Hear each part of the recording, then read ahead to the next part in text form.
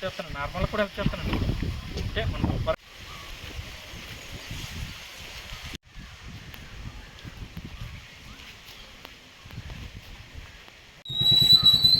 ఇదే సార్.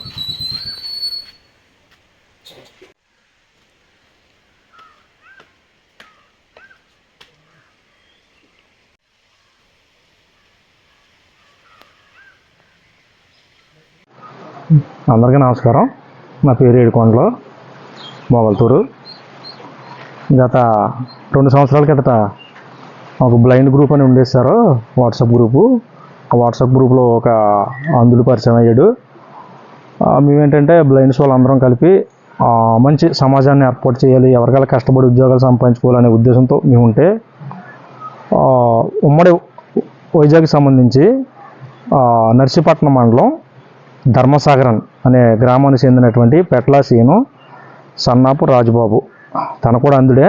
అయితే తను మోసాలకు పాల్పడి ఆ చుట్టుపక్కల వాళ్ళని మోసం చేస్తే కనుక వాళ్ళ ఇంటి మీదకి వెళ్ళి దెబ్బలాడతారేమనే ఉద్దేశంతో దూరంలో ఎవరైతే ఉన్నారో వాళ్ళందరినీ బ్లైండ్స్ని టార్గెట్ చేసి వాడు వాళ్ళ అక్క, వాళ్ళ బావ వీడి ఇంట్లో ఉంటారో, వాళ్ళ అమ్మ, వాళ్ళ నాన్న కూడాను. అయితే ఇంట్లో వాళ్ళ సపోర్ట్తో వీడు చాలా మోసాలు చేస్తున్నాడు. మొన్న డిఎస్సిలో వీడికి మెగా డిఎస్సిలో జాబ్ వచ్చిందని చెప్పేసి అన్నారు.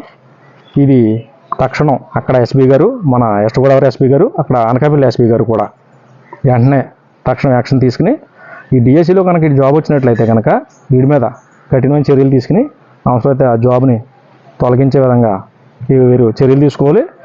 లేదు ఒకవేళ వాడికి జాబ్ ఇంకా రాలేనట్లయితే కనుక వాడు గవర్నమెంట్ జాబ్కి అనర్హుడిగా వాడిని ప్రకటించి, వాడు పొలం ఉందన్నారో, ఇల్లు ఉందన్నారో అలాంటివన్నీ జప్తు చేసి నేను ఏదైతే నష్టపోయానో నాకు నష్టపరిహారాన్ని, నా డబ్బులు నాకు ఇప్పించాలని కోరుతున్నాను. ఎందుకంటే కనుక నేను వాడు జాబు అని చెప్పేసి నన్ను నమ్మింటే, నేను జాబు అలాంటి ఎలా పని అవుతుంది డబ్బుల ద్వారా అంటే అలా కాదు, నేను బ్యాంకులో జాబ్ చేస్తున్నాను, మా మేనేజర్ గారు నాకు బాగా క్లోజు, ఆయనతో నేను మాట్లాడి చేయంతానని చెప్పేసి అంటంతో నాకు వెనకాల ఏమీ లేదు, సైట్ ఉంటే నేను సైటు, మా అక్క వాళ్ళ దగ్గర బంగారం నేను బ్యాంకులో పెట్టి దపదపాలుగా 7,60,000 నేను ఇవ్వడం జరిగింది.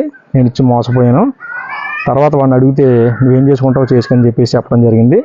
కాబట్టి ఈ విషయం మన ముఖ్యమంత్రి గారు అలాగే ఉప ముఖ్యమంత్రి గారు కూడా తక్షణం చర్యలు తీసుకుని ఇలాంటి నిందితుల్ని కఠినంగా శిక్షించాలి. ఎందుకంటే ఇలాంటి చీడపురుగుల వలన సమాజం నష్టపోయే ప్రమాదం ఉంది. వాడు వాడే సిమ్ములు దగ్గర 10 సిమ్ముల దాకా ఉంటాయి. అవసరమైతే గంజాయి డ్రగ్స్తో కూడా ఇలాంటి వాడికి సంబంధాలు ఉండొచ్చని నా అనుమానం. కాబట్టి పెట్ల శ్రీను అనే నిందితుడు ఎవడైతే ఉన్నాడో వాడిని పూర్తిగా వాడి కుటుంబ సభ్యులను కూడా సమగ్రంగా విచారణ చేసి వాడిని కఠినంగా శిక్షించాలని చెప్పేసి మన కూటమి ప్రభుత్వాన్ని రిక్వెస్ట్ చేస్తున్నాను. Okay, thank you. ఇప్పుడు ఏ బ్యాంకులో ఉద్యోగం ఇస్తానని చెప్పి ఎస్బీఐ అని అన్నాడు సార్.